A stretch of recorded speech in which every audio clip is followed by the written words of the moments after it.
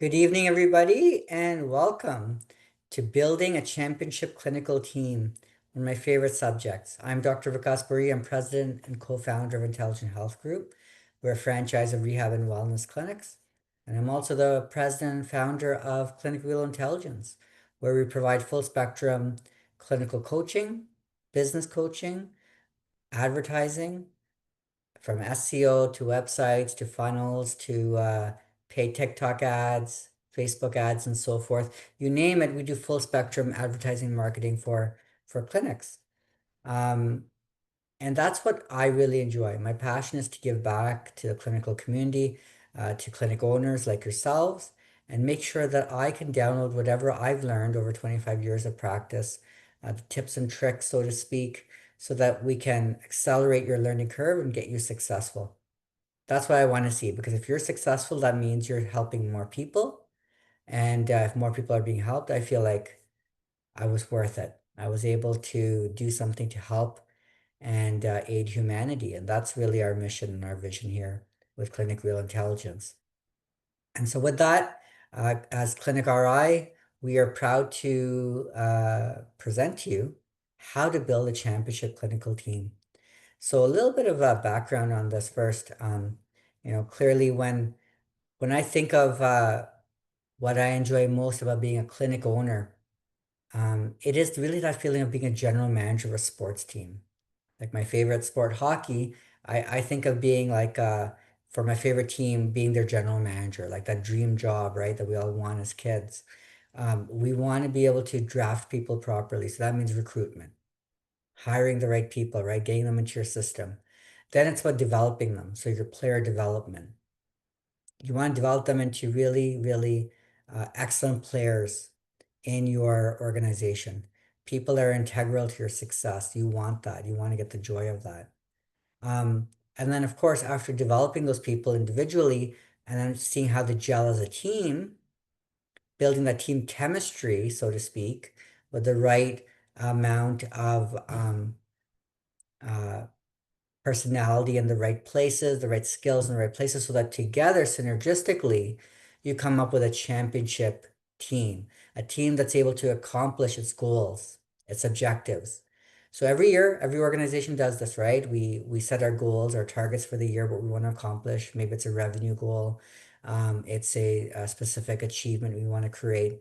We let the team know that as part of a strategic planning meeting, and then you set out. You set out to do that. And you want to make sure that every individual's goals are in line with the organizational goals. And when you're doing that, and when you hit those targets, those are major wins. It's like a sporting win. And certainly when you hit your overall goals for the year or for a certain time period or for a certain project, that's like winning the championship. That's when you can sit back and celebrate. That's when everybody is whooping it up and high-fiving each other and is just so proud of what we've been able to accomplish as a team. You can see how far we've gotten. You can see the journey. And so I like to look at clinic ownership that way, clinic directorship that way, being that general manager, being the architect of a championship team. And of course, you can't do that without having the right people. It's all about having a team around you. You can't do it all yourself if you're really trying to grow and get to much more profitable levels of practice. So again, it all starts with recruitment, hiring, bringing the right people in. And the key points here are these. You can't coach personality clearly, right? So you want to make sure the right person's coming in, somebody that's going to be coachable, has a growth mindset, so you can actually teach them that they're teachable. They're not coming with their old, strong, stubborn habits of doing things, and they won't be able to accept the ways that you want to function. So that's key. But really, the thing that's going to make that easy is if they're already in alignment philosophically with your core values, your vision and mission for the organization. So, talking about that in your interviews, who you are, who we are, and ask them up front, how does this align with your values, your vision and mission statement for yourself? And hear them. Hear them explain to you so it's clear that whatever their core values and vision and mission are in life as a personal mission and vision, that it's in line with the professional vision and mission of the organization. That's key. That really is key. And then, of course, checking their personality. Are they a people person? Do they have a great personality? Are they good to look at?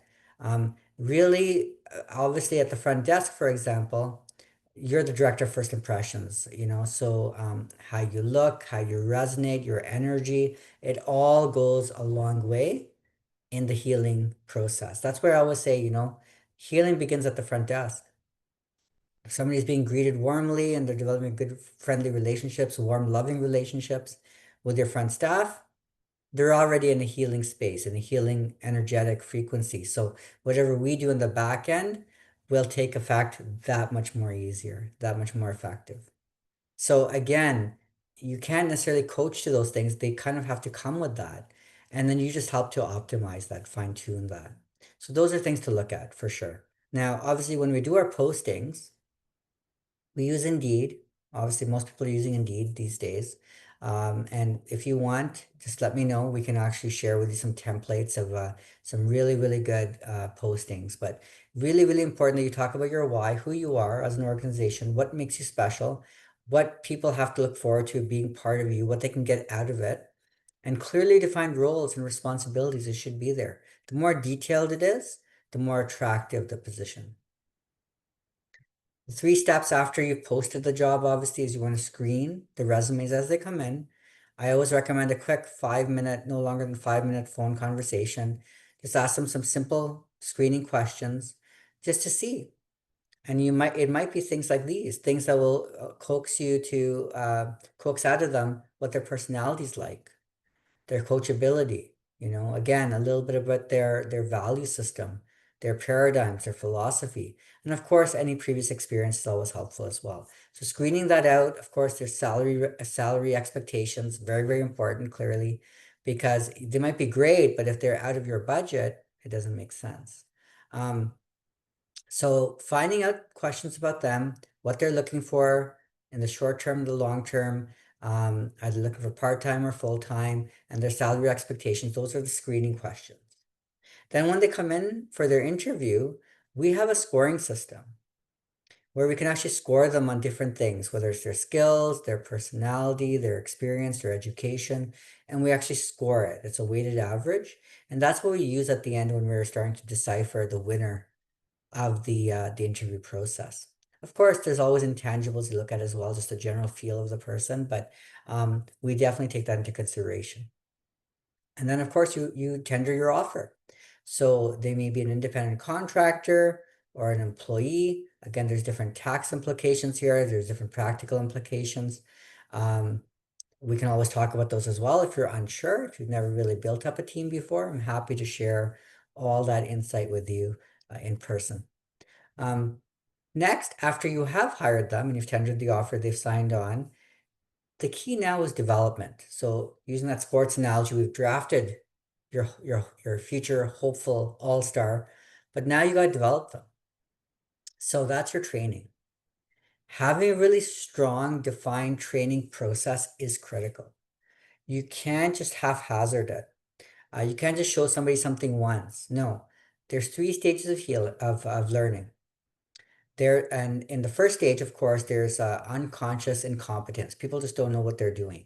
So being able to take them from that to more conscious incompetence, where they kind of know what they're doing, and they kind of know when they're going wrong, but they're still not all there, is key. And of course, moving them from there to the last phase of learning, where they're on autopilot. They're unconsciously competent, where they're on autopilot, they're doing everything perfectly. You got to guide them through each of those stages of learning. And having a definite process of what we call tell, show, watch, and go helps achieve that. We usually find that people need to learn things or are taught things 3 times over before they really get it. And the best approach in doing that is first you tell them, for example, the procedure or the policy. And it's very important you have those standard operating procedures written, documented, and so you're reviewing those with them. So it's didactic learning. It's like reading a textbook.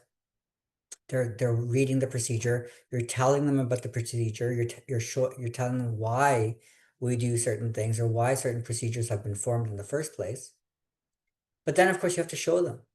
You actually physically show them, or one of your team members shows them how to do the action.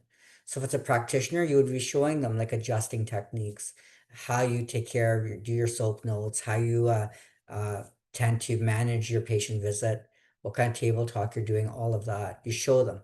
You have them shadow you, so to speak. Same thing with admin staff. You have them shadow your front staff, watch the shift. You have your front staff show them what we've talked about, the procedure and how to actually do it in real time. Then you actually let them do it. You actually let them do the procedure, the process, and you watch. You watch how they do it. If it's a practitioner, obviously, initially, the first visit is where they're just shadowing you. Maybe the next visit, when the patient comes in, you're watching them now do the treatment. Obviously, after they've shadowed, and now they're doing it. Now you're watching them and you refined anything and you've given them feedback and they're fine tuning those things and they're getting it right. Once they get that right, you can let them go. So this whole tell, show, and watch might have to happen, like I say, 3 times over or more until once you've watched them and you have no more feedback for them, you feel like they've got it, they've nailed it, you can let them go. It's like a driving school. Your driving instructor, he has that governor. He's gonna be able to, stop the car. He's not gonna let you drive on your own. But when he feels like you're good, he'll take that governor off. He'll get out of the car and he'll let you drive on your own. And that's what training is about. It's like taking the training wheels off, literally. Now, some great tools that we use in our training is having software. Like we use Trello. Trello is a great app where you can actually have different cards on a board. So we usually group it into day one, day two, day three, day four training. And then we have like learning once, learning twice, learning 3 times, mastered, and passed the test. We have different columns, and we just have them move the card. So as they learn one item, they move it into in learning. If they've learned it a second time, they move it to in learning twice, and so forth, until they can actually move it to the mastered column. Once they've moved it to the mastered column, then we can test them out. I always recommend testing people out weekly on whatever they feel like they've mastered. We test them out on it. If they passed, if they can still do it with you testing them or asking questions on it in a structured way, then you can actually move them to a column called proficient. If they are proficient, they pass the proficiencies, now you can hold them accountable. Now you can actually say that, you know what, my expectation is you know this. So if you do something wrong, it's on you. But till then, we can't. We have to make sure we keep training them, nurturing them until they do test out. I do recommend having a 90-day probation period, a performance review after 90 days, so that at that point they should have mastered everything. Okay. And so you would review with them. First of all, you want to make sure they're still enjoying the job.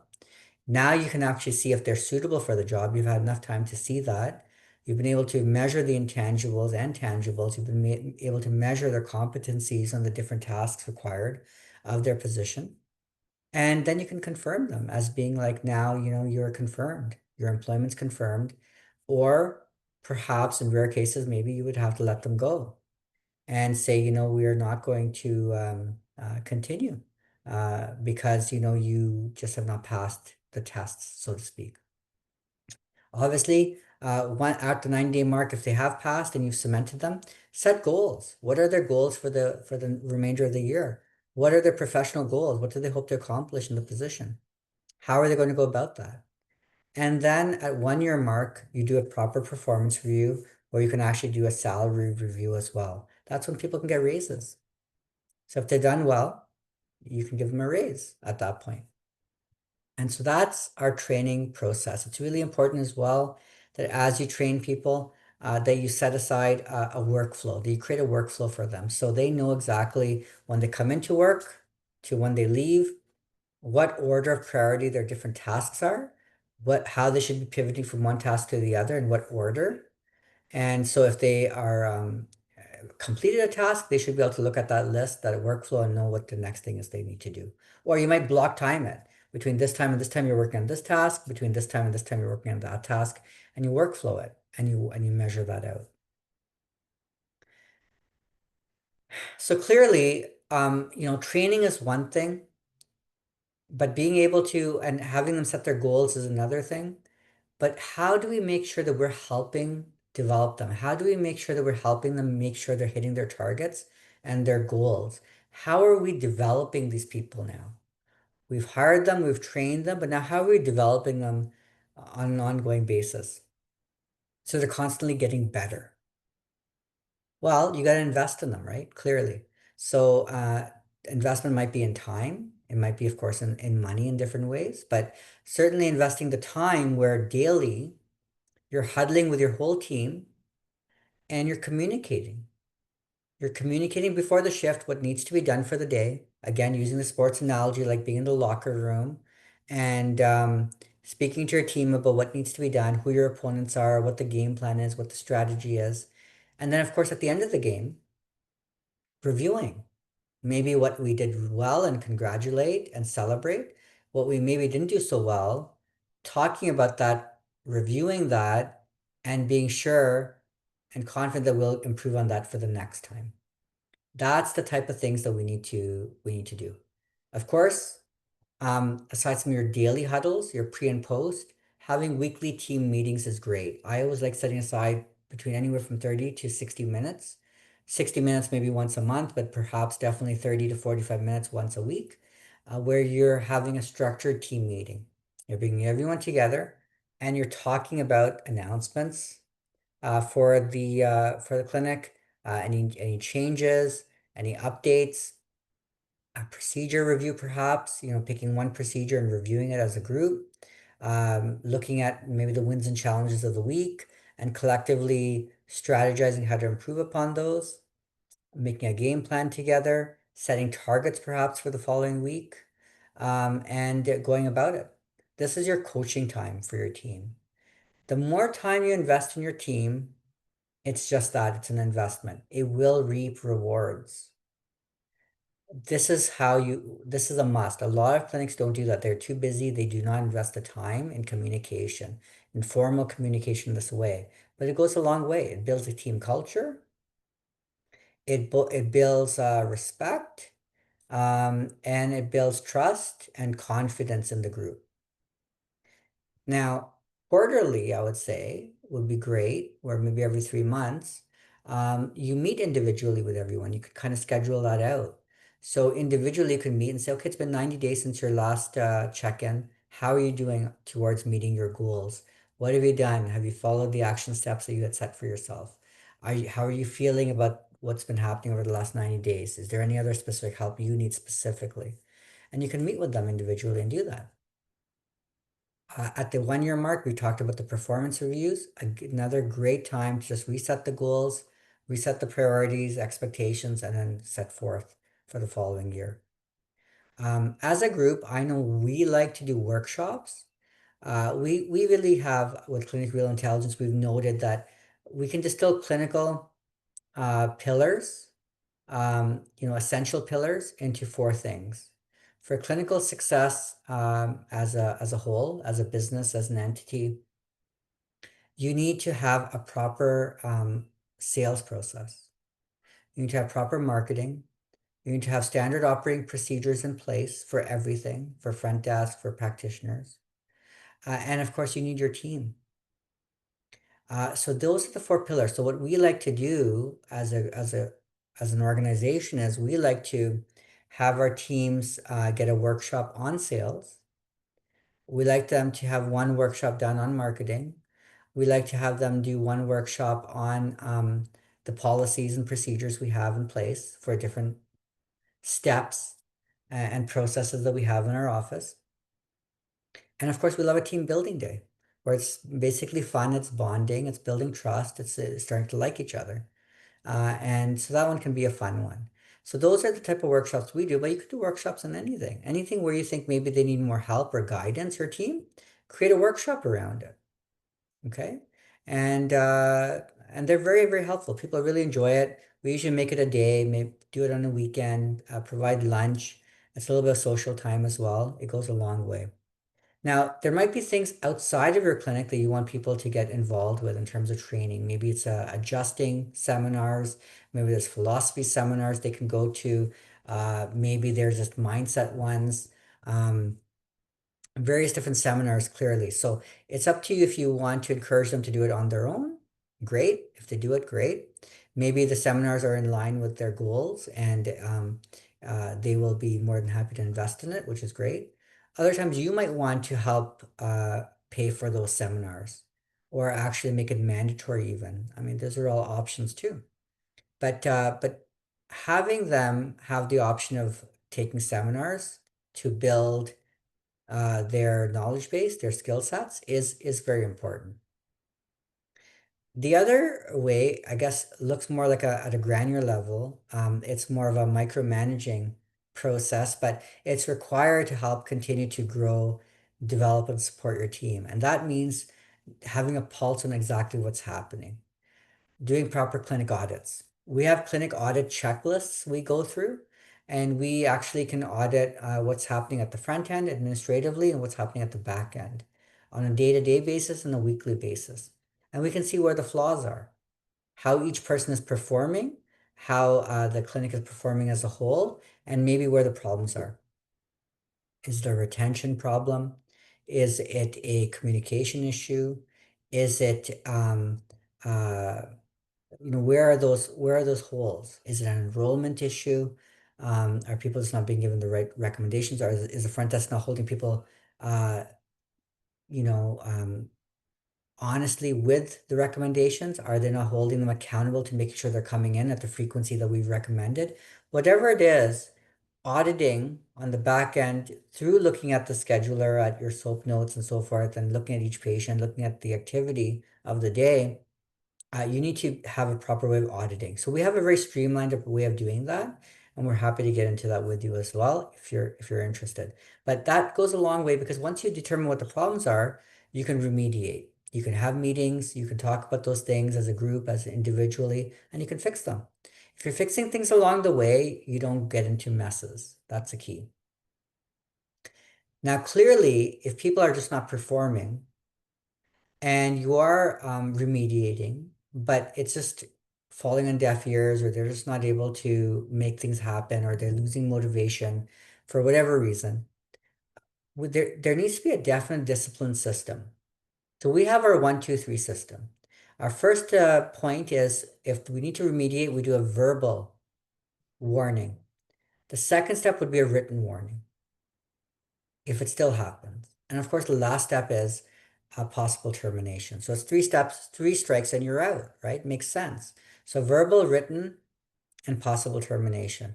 Clearly, there's possibilities where sometimes there's turnover on its own because people resign for whatever reason. So having a proper transition process in place where people need to be given specific amount of notice, and you need to be given a certain amount of notice on transition, and being able to then have them shadow with this person and then switch out is very important. That process needs to be clean and clear. So having that procedure is very important.